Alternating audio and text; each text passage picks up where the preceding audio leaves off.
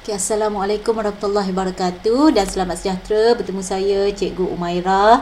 Jadi pada hari ini saya akan membincangkan bab 6 nisbah dan graf fungsi trigonometri matematik KSSM tingkatan 5. Jadi subtopik 6.1 nilai sinus, kosinus dan tangen bagi sudut theta.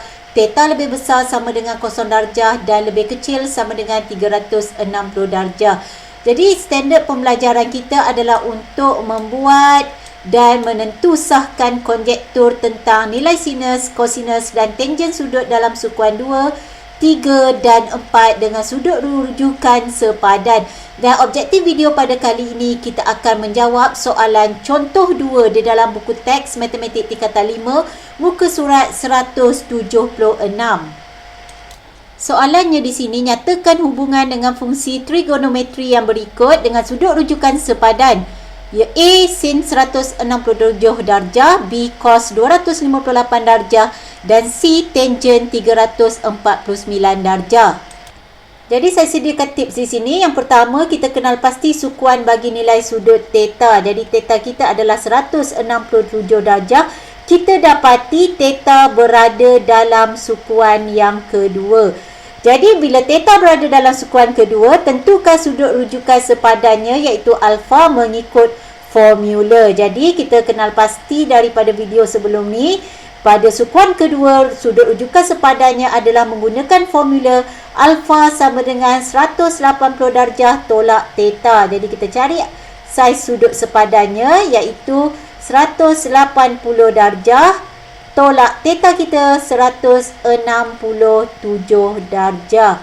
Jadi hasil tolaknya adalah 13 darjah. Jadi ini adalah sudut sepadan. Sedangkan soalan minta nyatakan hubungan fungsi trigonometri. Jadi kita lihat, bila kita nak lihat hubungan fungsi, kita perlu lihat fungsi apa yang terlibat. Jadi di sini adalah sin. Jadi sin berada dalam sukuan kedua. Saya suka tolong kawan. Sukuan kedua sin akan bernilai positif. Jadi di sini hubungan theta dan sudut sepadannya adalah sin 167 darjah adalah bersamaan dengan positif sin 13 darjah iaitu sudut sepadannya. Jadi kita telah menjawab soalan A di sini. Jadi sekarang kita pertimbangkan C. Jadi C kita lihat, kita perlu lihat theta-nya terlebih dahulu.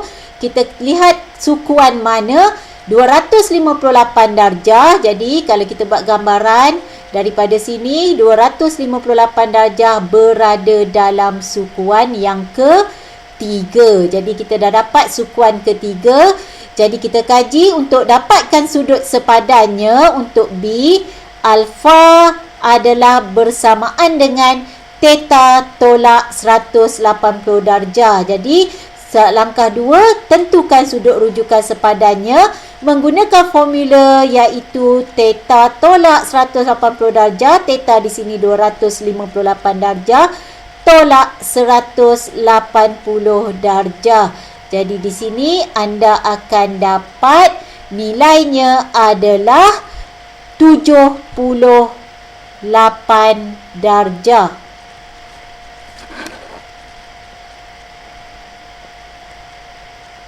Okey, ini adalah sudut sepadan. Kita belum menjawab lagi soalan iaitu hubungan fungsi trigonometri cos 258 darjah dengan saiz dengan sudut rujukannya. Jadi di sini kita lihat soalan adalah cos. Jadi untuk sukuan ketiga yang bernilai positif, saya suka tolong kawan, bermakna cos bernilai negatif di sini. Jadi kita buat conclusion jawapan, kesimpulan jawapan iaitu cos 258 darjah adalah bersamaan dengan hubungannya negatif bagi cos sudut rujukan sepadannya 78 darjah. Jadi kita dah menjawab soalan B. Okey, seterusnya kita bincangkan pula C iaitu kita ada tangen 349 darjah.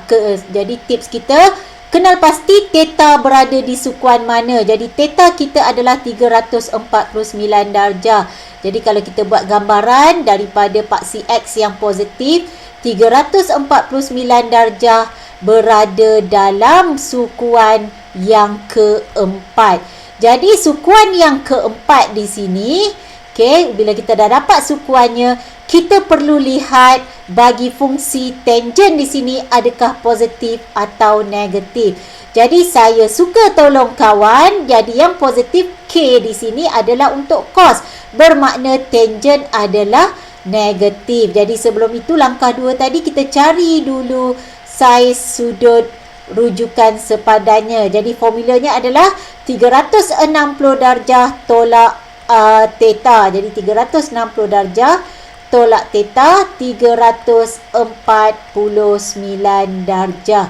Jadi di sini kita dapat 11 darjah. Itu adalah saiz sudut rujukan sepadan. Jadi hubungannya di sini tangent 349 darjah adalah bersamaan, tadi kita dah nyatakan tangent akan bernilai negatif pada sukuan 4. Jadi negatif tangent sudut rujukan sepadannya iaitu 11 darjah. Jadi kita dah selesai menjawab soalan D. Jadi ini adalah jalan kerja yang lengkap bagi soalan contoh 2A, B dan C. Sekian saja untuk video kali ini. Diharapkan apa yang disampaikan boleh memberi manfaat kepada yang menonton. Sekian, terima kasih.